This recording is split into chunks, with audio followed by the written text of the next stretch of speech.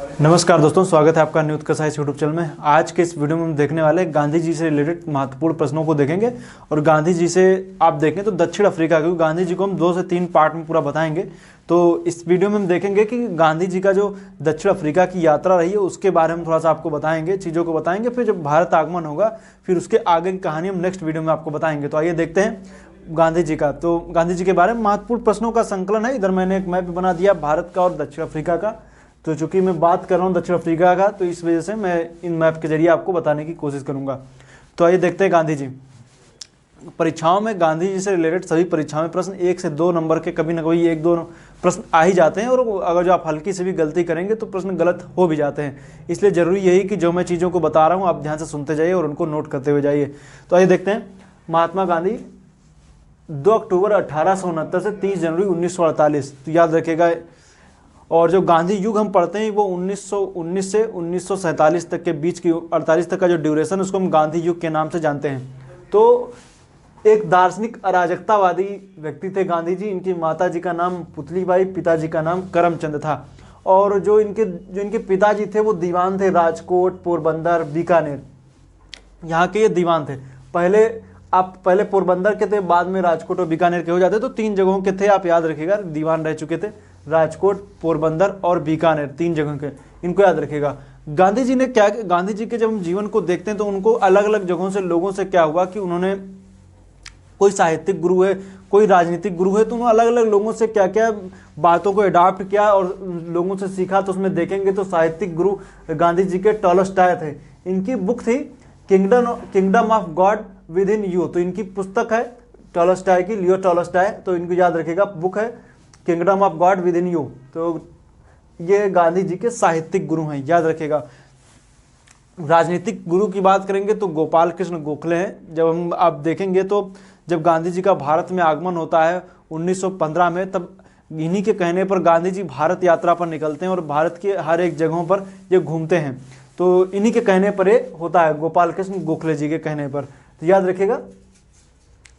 अब इन्होंने अलग अलग लोगों से, मैंने बताया ना कि अलग अलग बातों को अलग अलग जगहों से अडॉप्ट किया है। उनमें देखेंगे तो जॉन रस्किन की पुस्तक जो देखें अनटू द लास्ट से, इन्होंने सर्वोदय किताब का उन्होंने गुजराती में अनुवाद कह सकते हैं किया। तो ये सर्वोदय नाम से लिखा जॉन रस्किन की पुस्तक अनटू द लास्ट। फिर बात करेंगे डेविड थारो की। तो डेविड थारो की पुस्तक है ड्यूटी ऑफ सिविल डिसओबीडियंस। तो इसमें आप देखेंगे तो ये भी काफ़ी इंपॉर्टेंट है, इनको भी आप याद रखिए। डेविड थारो की पुस्तक है। इनमें इन्होंने सभी ने अवज्ञा का यहीं से इन्होंने लिया है। फिर गांधी जी की अगर जो हम बात करेंगे तो गांधी जी का जो विवाह है 13 वर्ष की अवस्था में विवाह हो गया कस्तूरबा गांधी से। 13 वर्ष की अवस्था में क्या हो जाता है, विवाह हो जाता है। और फिर उसके बाद में क्या होते हैं कि लंदन चले जाते हैं, इंग्लैंड चले जाते हैं पढ़ाई के लिए, बैरिस्टर की पढ़ाई के लिए लंदन चले जाते हैं। अब बैरिस्टर की मतलब कि वकालत के लिए लंदन चले जाते हैं पढ़ाई करने के लिए। उसके बाद में हम देखेंगे कि जब ये, इनकी ड्यूरेशन है 1889 से 91 तक इंग्लैंड में रहते हैं। इसके बाद हम देखेंगे कि जब भारत आते हैं तो ये कहाँ पर, राजकोट में, मुंबई में क्या करते हैं कि अपनी वकालत शुरुआत करते हैं, लेकिन उसमें कुछ खास सफलता मिल नहीं पाती है।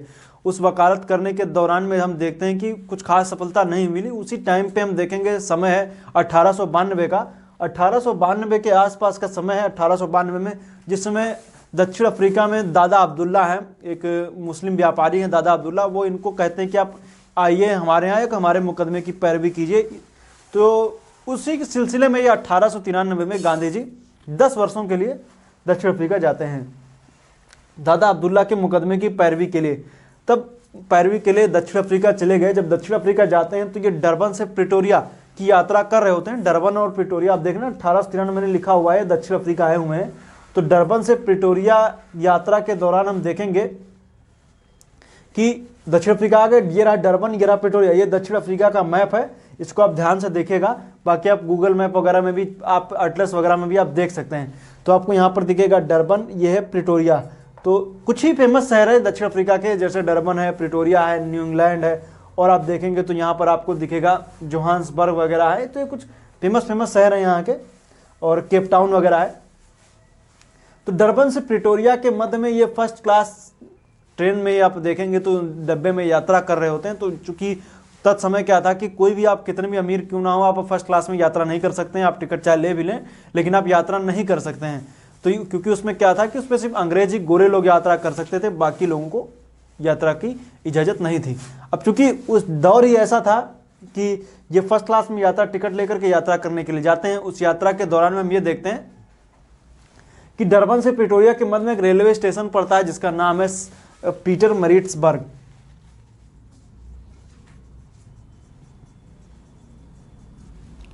पीटरमरिट्सबर्ग नाम का एक रेलवे स्टेशन है।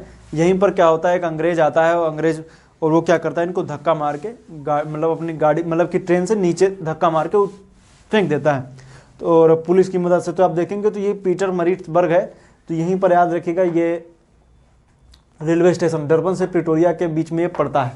तो यहीं पर इनको फेंक दिया। बस यहीं से इनकी कह सकते हैं इनकी जो कहानी है वो चेंज होती है और ये क्या हो जाते हैं कि मतलब अपने लिबास पूरा चेंज करते हैं और कहते हैं कि बहुत हर जगह पे अलग अलग जगहों पर आप देखें तो लोग संघर्ष कर रहे हैं अंग्रेजों के खिलाफ। अंग्रेजों के खिलाफ संघर्ष की कहानी यहीं से गांधी जी की शुरू होती है। तो हल्का सा आप ये याद रखिएगा, दक्षिण अफ्रीका की यात्रा में ये अफ्रीका गए दादा अब्दुल्ला के मुकदमे की पैरवी के लिए। डरबन से प्रिटोरिया के मध्य पीटरमरिट्सबर्ग नाम के रेलवे स्टेशन पर इनको एक अंग्रेज ने धक्का मार करके नीचे गिरा दिया। वहीं से इनकी कहानी चेंज होती है और वहीं पर आप देखते हैं 1894 में नटाल इंडियन कांग्रेस की इन्होंने स्थापना की। नटाल इंडियन कांग्रेस की स्थापना ये करी। अब चूंकि अब वहां पर एक क्या थी, गिरमिटिया प्रथा चल रही थी। आप देखें तो कहां पर, दक्षिण अफ्रीका में गिरमिटिया प्रथा चल रही थी। वहां पर क्या था कि लोग यहाँ के जाते थे मजदूरी, उनको एक कार्ड दे दिया जाता था, आप 10 साल तक, जैसे होता नहीं बंधुआ मजदूर टाइप की, वो चीजें वहां पर चल रही थी। तो उनका इन्होंने विरोध किया और विरोध में आप देखें तो कई बार ये जेल भी गए। तो नटाल इंडियन कांग्रेस की स्थापना की। उसके बाद में देखेंगे तो इन्होंने टॉलस्टॉय फॉर्म की स्थापना की 1894 में नटाल इंडियन कांग्रेस की। फिर टॉलस्टॉय फॉर्म की एक जर्मन शिल्पकार है कॉलन बाक के मदद से इन्होंने क्या किया था, ये जर्मन शिल्पकार टॉलस्टॉय फॉर्म की इन्होंने स्थापना की थी, याद रखिएगा 1894 में ही। तो उसी दौरान आप देखें तो कई बार कई बार इनको जेल में जाना पड़ता है दक्षिण अफ्रीका में भी। और इन्होंने आगे चल करके हम देखेंगे तो इंडियन ओपिनियन वहीं पर अपना एक अखबार भी निकाला। और उसी दौर में देखें तो 1901 में कलकत्ता का अधिवेशन होता है कांग्रेस का। ये कुछ समय के लिए भारत भी आते हैं गांधी जी। तो याद रखिएगा 1901 के कलकत्ता के अधिवेशन में ये गांधी जी शामिल होते हैं 1901 में। तो याद रखिएगा फिर गांधी जी दोबारा चले जाते हैं, कहाँ दोबारा चले जाते हैं, दक्षिण अफ्रीका दोबारा चले जाते हैं। 1904 में फिनिक्स आश्रम की स्थापना की। हिंद स्वराज इनकी एक पुस्तक है 1909 में इन्होंने निकाली और उसमें इन्होंने स्वराज की व्याख्या की। तो याद रखिएगा, तो स्वराज की व्याख्या 1909 में इस पुस्तक में ये करते हैं। और 1904 में फिनिक्स आश्रम इंडियन ओपिनियन किताब इन्होंने निकाली, अखबार इन्होंने निकाला है। तो याद रखिएगा दक्षिण अफ्रीका से।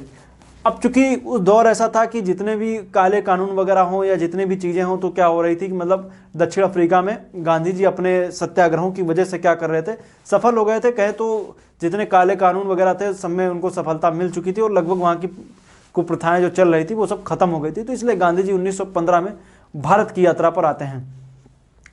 जिस दिन गांधी जी आते हैं उस दिन प्रवासी भारतीय दिवस मनाया जाता है। 1915 में गांधी जी आते हैं और आने के दौरान इनकी मुलाकात होती है किससे, गोपाल कृष्ण गोखले से। गोपाल कृष्ण गोखले इनसे कहते हैं। उस समय जब ये भारत आते हैं तो उस समय प्रथम विश्व युद्ध चल रहा होता है। उस टाइम कैसा है, प्रथम विश्व युद्ध का है। प्रथम विश्व युद्ध के दौरान गांधी जी को लगता है कि अगर जो हम ब्रिटिश सरकार का साथ देंगे तो उसके बदले में हमें विश्व युद्ध की समाप्ति के बाद हमें क्या मिलेगी, स्वराज में मिलेगा। तो इस वजह से क्या करते हैं कि ये लोगों को आह्वान करते हैं कि आप जाइए और प्रथम विश्व युद्ध में ब्रिटेन की तरफ से लड़ाई कीजिए।